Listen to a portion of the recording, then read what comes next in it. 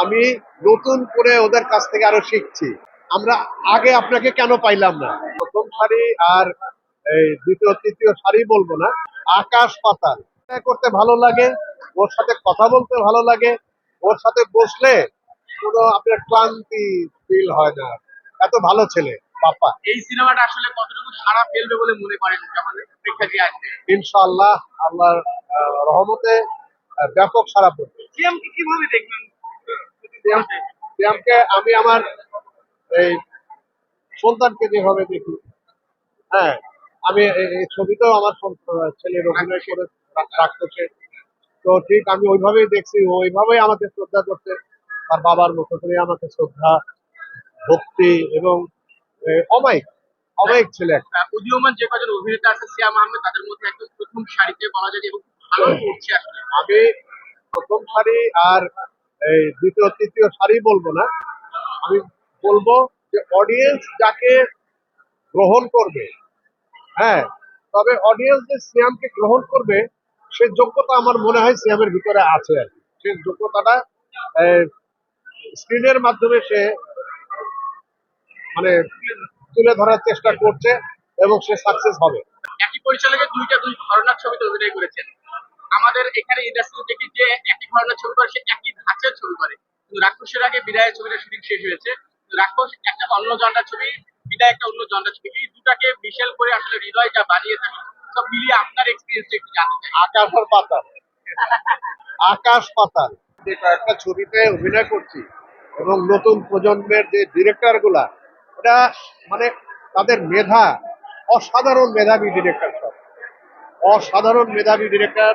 নতুন প্রজন্মের যারা ডিরেক্টর, অসাধারণ মেধাবী ডিরেক্টর। আমি নতুন করে ওদের কাছ থেকে আরো শিখছি।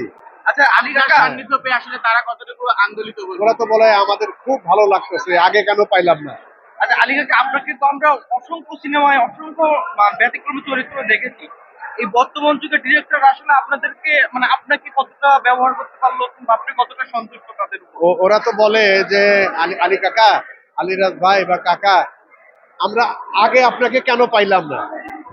আগেও পাইলে বোধহয় আরো আমরা মানে এই যে মিস করলাম। হ্যাঁ, তো আমি বললাম যে যাক, এখন তো পাইছো, এখন আমাকে ইউটিলাইজ করো তোমরা যেভাবে পারো আর কি। তবে আমি এখন নতুন যে ছবিগুলো করছি সবগুলোই ডিফারেন্ট ডিফারেন্ট ক্যারেক্টার। একটা ছবির সাথে, একটা ছবির ক্যারেক্টারের সাথে আর একটা ছবির ক্যারেক্টারের কোনো মিল নাই, একদম আলাদা আলাদা ডিফারেন্ট ক্যারেক্টার।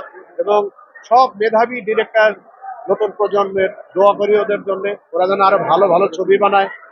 হ্যাঁ, আরে কাকা, ঈদে দেখা যায় যে আমাদের ঈদে একটা ঈদে 8টা 10টা কিংবা 7টা 8টা সিনেমা মানে এখন আসতেছে। এতগুলো সিনেমা আসলে সবটা আসা যৌক্তিক বলে মনে করেন সিনিয়র আর্টিস্ট হিসেবে? এইটা হচ্ছে কি ওদের ব্যবসায়িক একটা ব্যাপার, তো আমি ঠিক বলতে পারবো না।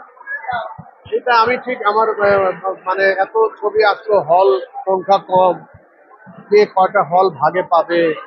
তবে এখন ব্যবসায়িক দৃষ্টিকোণ থেকে প্রডিউসাররা ভালো বুঝে আর কি। কেন আসতেছে, কিভাবে আসতেছে, এটা ওনারা বলতে পারে। অতীতে সোনালী যুগও কি এমন ছিল? অতীতে সোনালী যুগে তো সিনেমা হল ছিল অনেক। যদি আরেকটু জানতে চাই, বিদায় নিয়ে কথা বলছিলেন আপনি, যেমন অনেকদিন পর এই ধরনের ছবিতে কাজ করলেন, বাপ্পাই ভাইও অনেকদিন পর আসলে কাজ করলেন এবং আমরা ছিল সামনে এসছে আসলে বাপ্পা ভাইয়ের সাথে এই এক্সপিরিয়েন্সটা আসলে কেমন অনেকদিন পর? বাপ্পার সাথে এক্সপেরিয়েন্স তো ফ্যান্টাস্টিক।